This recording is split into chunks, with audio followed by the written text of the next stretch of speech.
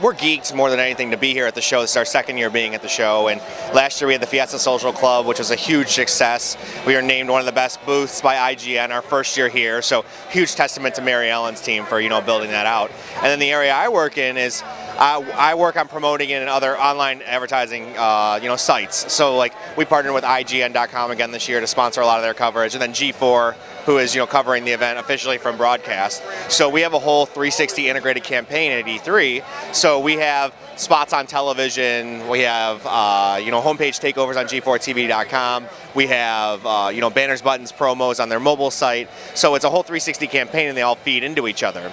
So the booth is feeding into on-air call-outs where they're saying, hey, this E3 coverage is brought to you by the Focus ST, and instead of a lame JPEG that they throw up on the screen going into the commercial, they have great content of people at the booth in front of the car, much more dynamic, and to bring people in. So we teamed up with them and had a contest where it's console day giveaway. So every day on Attack of the Show and X-Play, they were giving away a console every day. So 5 days a week we were giving away an Xbox 360 or PS3 or the current generation consoles. Giving people a reason to interact with our brand, that's our overall philosophy. Every time that we work with the gaming audience or that community, we want to make sure it's coming across as relevant, and then also rewarding the user for interacting with our brand.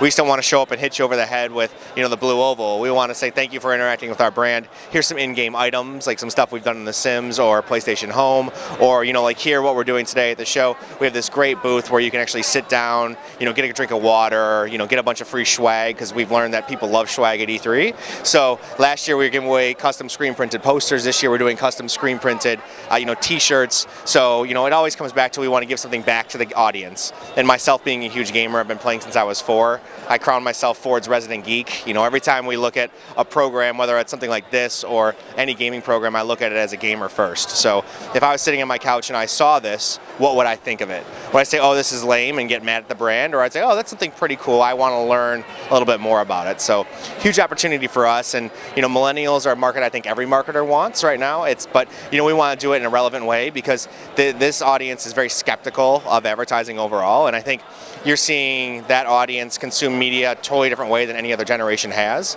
So they're not watching television, or they're watching television, reading magazines, and looking at billboards, but they're consuming media in other places even more and more.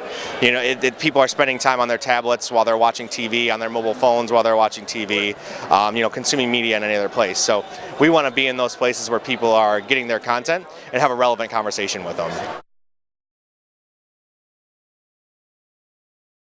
And I mean, Ford customers are extremely passionate, just like gamers are. So if you go on our Mustang page, there are people, after we post, a second later, somebody's going in there really quick and just responding back, whether it's like, Mustang's the best, or they'll even come to our defense at certain times. It's great. They'll respond back to questions, and they're just as passionate about it as we are as a brand. So someone will ask the question, like, what's the 0 to 60 time on the Mustang? And somebody will jump in before I even see it sometimes, right? So it's like, we love that passionate audience, and it's great to have people who are so passionate about your brand, because then they'll tell your story for you, which is something our CMO is big into. He loves being able to, his overall philosophy is, let's give the brand to the consumer. And we've done that on a few campaigns now, whether it was Fiesta Movement a few years ago, where we gave 50 people our vehicle and then let them go out and take it through the course, and then document that all themselves, and then post that all online. So we are like giving our brand back to the consumer, and also breaking through in different ways. So we unveiled the Explorer on Facebook. We didn't do it at an auto show, we did it on Facebook.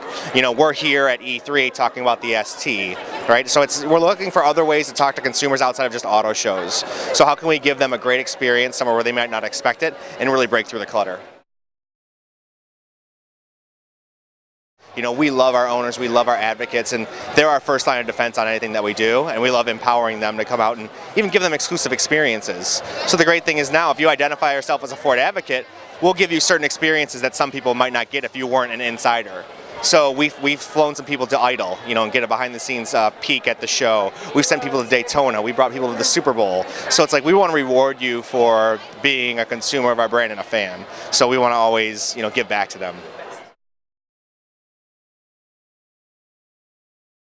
Yeah, we're already doing it. We're already doing it. It's even built into our vehicles, which is hilarious, right? And it's great. So, like, perfect example would be on my Ford Touch, and my wife has Edge. It shows a little bar that shows how you're consuming gas, right? So it says, when you brake really hard, that level goes back a little bit more, saying, hey, go easy on the brake. Or when you slam your foot on the pedal, it breaks that bar down a little bit, and it kind of rewards you a little bit. And it's like gamification of everything, because consumers, not like millennials and people like myself, you grew up playing games. So our philosophy is gaming isn't something you do, it's something that you are. You are a gamer. It's not just one thing. So we also have seen it like in our hybrids, in our electric vehicles, we have a whole area where when you drive in an effective manner in the hybrid, on like Lincoln and the Lincoln MKZ hybrid and the Fusion, there's a little cluster next to the gas gauge, and it actually grows apple blossoms on that. So the more effective you drive, little blossoms come up, and it's a game basically in a car. And the big thing now is when I ask people, do you play video games? A lot of people will say, nah, that's for kids. But I will then say, okay, wait a second, have you checked in on Foursquare to somewhere? Yeah, well, that's a game. Do you play Angry Birds? And it's funny, people don't consider Angry Birds to some extent a game, but we're also adding it into a lot of other campaigns. Like in social media right now, we have a whole campaign on social.ford.com where we ask people to identify themselves as an advocate for us. So we ask you to claim certain badges. So we have like the Ford Taurus badge where you can say, I'm a passionate consumer for my brand. We also have badges like the Ford Lifer, or what are some of the other ones, like the Tech Geek, which is my badge that I have even in my signature on my email. So like the technology that we have in our cars is amazing. I mean, I don't know how I ever lived without sync before in my car, and now I have everything at the touch of my fingertips that I never thought I'd be able to have. Yeah, I mean, we're always looking to see what more we can do in the gaming space, but we want to make sure it's relevant for our target and then also the consumer.